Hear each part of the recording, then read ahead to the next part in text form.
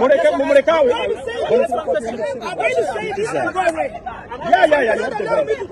question. Okay. I want to ask.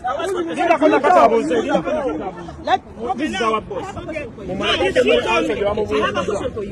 What do you have to say about the people who are being abducted?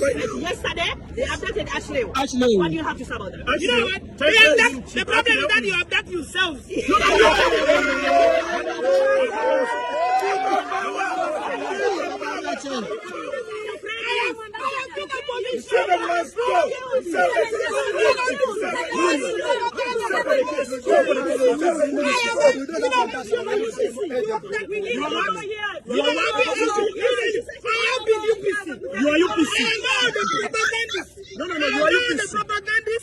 Of the position. We are here. Yes, so you people stop attacking yourself, stop killing yourself, and you say this is Museveni. How can you say that? I know. You want us to talk. Why are you making sound? Ambassador, the thing was a time to you have the right, and you cannot stop us. Sister, you are now then you are a killer. You tell me if you don't want to hear.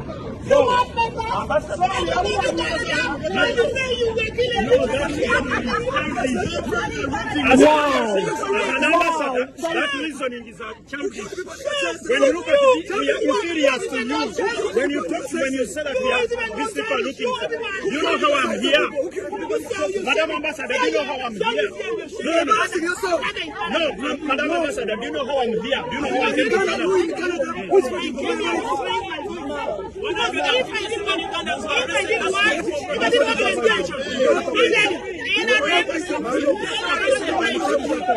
I am coming here. You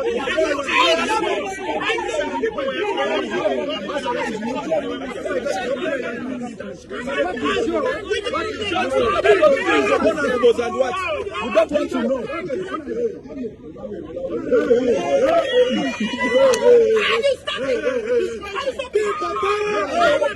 Madam. Don't do that to me, okay? Even the lady was going to send police to kick you out of the house.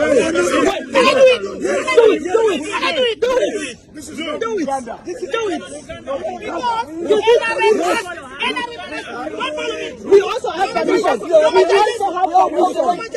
also have permission. We have permission. You told to stay away from me. Yes.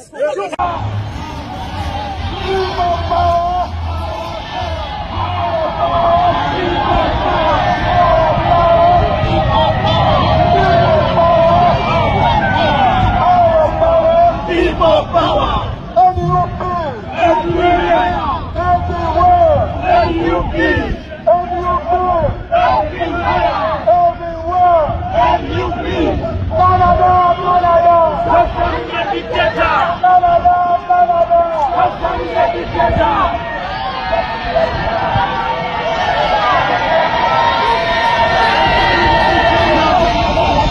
One message.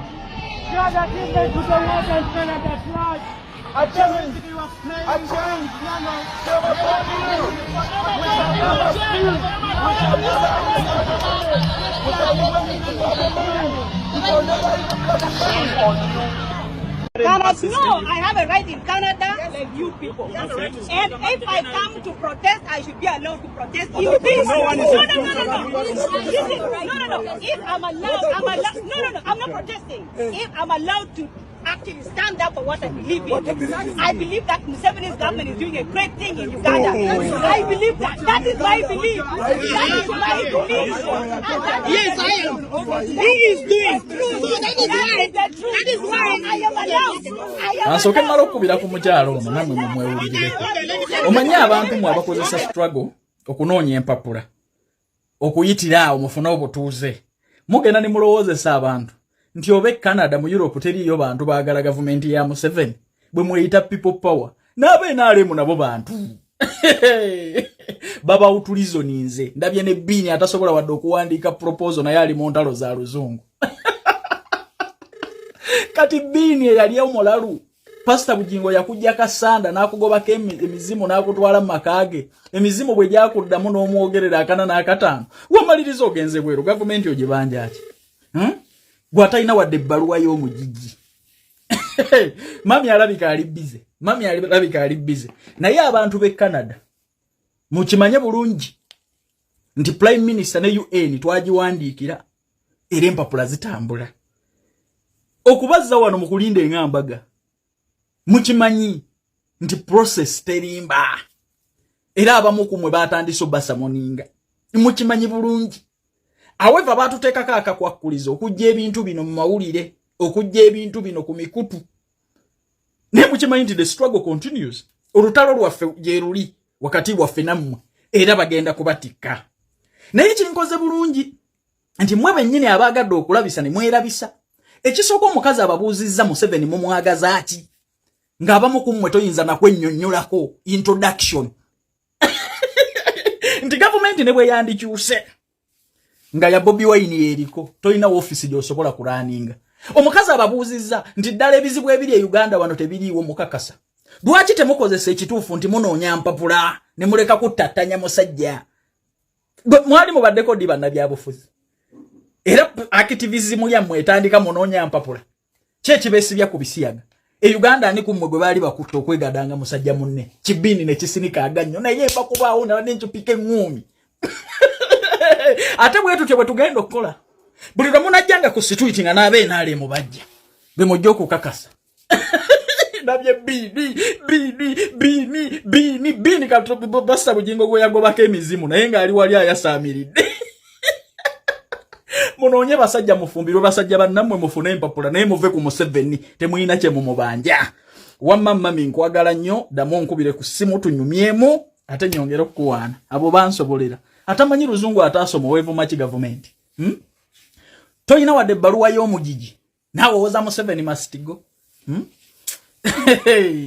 Wamma baagala okutambulamu ogende bweru okukyusa emikono obulamu bwammwe mukimanye ndi musaale mu kubayamba okubategeka okuyita makuba amatuufu.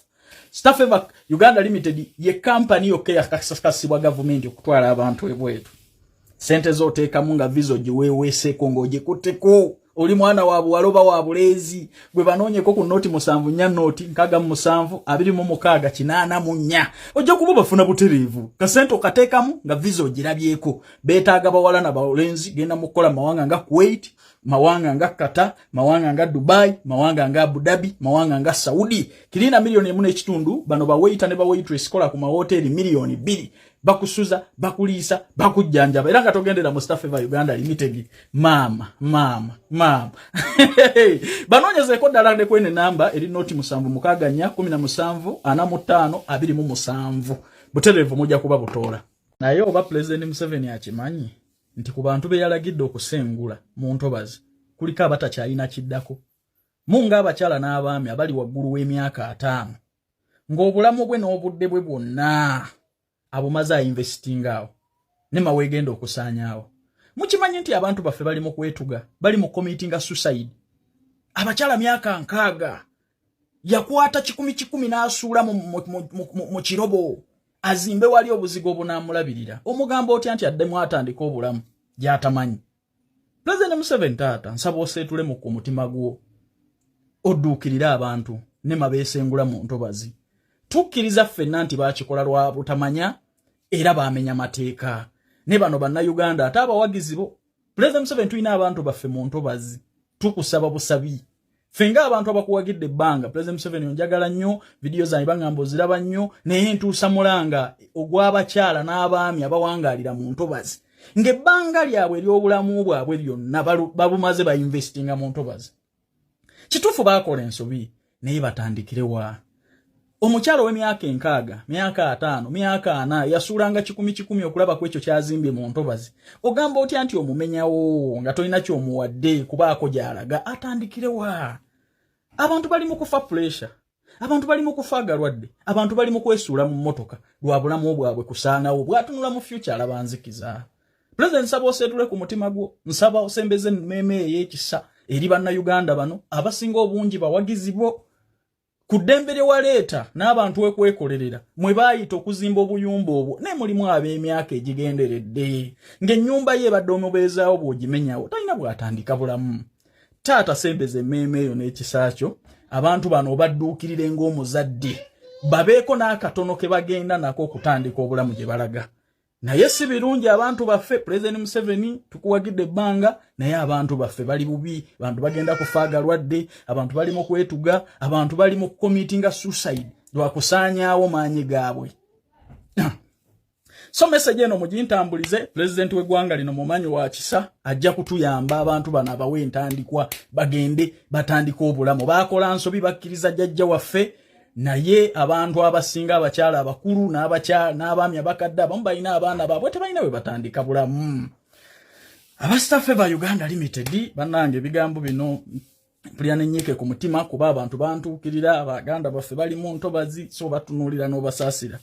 Abastaffe ba Uganda Limited bakowola abawala n'abalenzi ng'oyagala genda mu ggwanga lya Kuwait kukyusa bulamu, baagala abawala n'abalenzi kola mu mahoteli salary $1.5 bakirina, ba waitress ne ba waiter $2 so bakoneko ku noti 7 mukaganya 17 45 27 sente zo ziteekamu nga visa ekuli mu ngalo oba noti 7 nya noti nkaga 7 26 84 ojja kuba bafuna butereevu.